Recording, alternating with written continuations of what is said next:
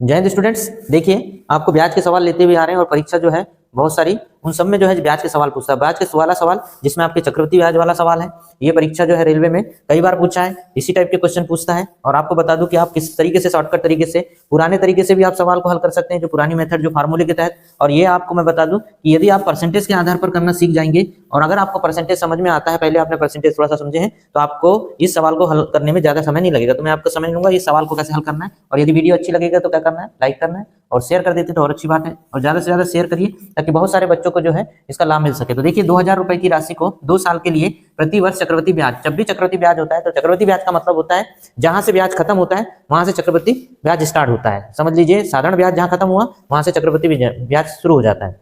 साधारण ब्याज कहता है, चक्रवृद्धि ब्याज कहता है कि जहां तुम खत्म हो गए ना वहां से हमारा शुरुआत होगा, कहते हैं चक्रवृद्धि ब्याज। तो वही है चक्रवृद्धि ब्याज, इसलिए चक्रवृद्धि ब्याज, ब्याज के ऊपर लगने वाला ब्याज ही चक्रवृद्धि ब्याज कहलाता है।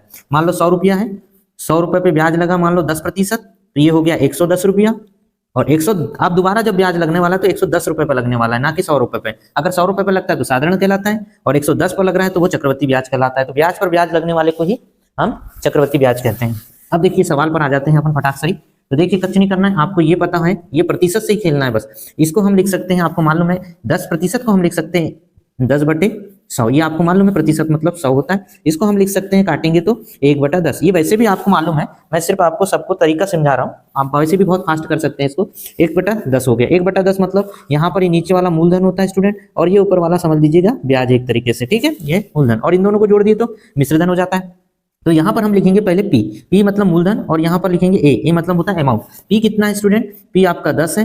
अमाउंट कितना हुआ, 10 और 1 11 हुआ। हमें कितने साल का बोला है, हमें 2 साल का बोला है। 2 साल का बोला है तो 2 का वर्ग कर दो, बस हो गया। 2 का वर्ग कर दीजिए। 2 का वर्ग कितना होगा आप देखिएगा, 10 का वर्ग आपका हो जाएगा 100 और 11 का वर्ग हो जाएगा स्टूडेंट 121। ये आपका हो गया आपका 10 और 1। इन दोनों के बीच का अंतर देखेंगे तो 21, मतलब 2 साल में जो ब्याज हमको मिलता है वो 21 रुपए मिलता है। 100 रुपए पर, 100 रुपए पर कितना रुपए मिला ब्याज हमको, 21 रुपए। तो हम अब सवाल को कर लेते हैं। तो हमें कितने पर निकालना है, 2000 पर निकालना है। तो 2000 गुणित कितना करना है स्टूडेंट, 21 करना है यहाँ पर, और बटे क्या कर देना है आपको, बटे कर देना है 100।